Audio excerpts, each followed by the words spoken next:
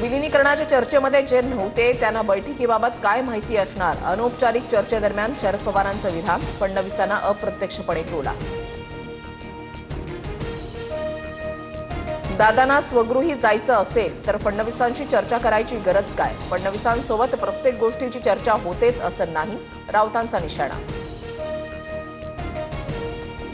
दोन्ही राष्ट्रवादी एकत्र येऊ नये हा कट शिजला आणि ठिणगी पडली. वडेट्टीवारांच्या वक्तव्याचा नेमका अर्थ काय? तर डीसीएम पद संविधानिक नाही, 13व्या नंतर ते भरता आलं असतं.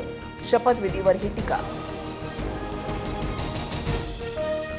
महाराष्ट्राच्या हितासाठी आम्ही एनडीए सोबत, मित्रपक्ष म्हणून भाजपचं आम्हाला सहकार्य.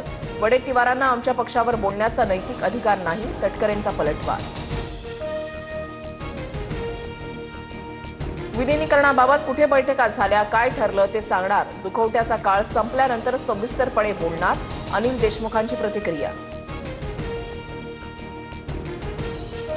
दिल्लीमध्ये रोहित पवारांनी शांभवी पाठक कुटुंबियांची भेट घेतली. रोहित पवारांकडून मृत को पायलट शांभवी पाठक यांच्या कुटुंबियांची सांत्वनपर भेट.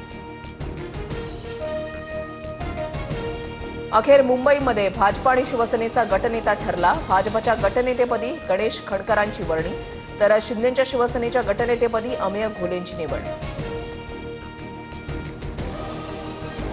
राज ठाकरेंसमोर मनसे पदाधिकाऱ्यांची उघड नाराजी. मुंबईमध्ये ठाकरेंच्या शिवसेनेची सेनेची मदत न मिळाल्यानं उमेदवार पराभूत झाल्याचा आरोप. तर आता तक्रारी नको, कामाला लागा, राज ठाकरेंच्या पदाधिकाऱ्यांना सूचना.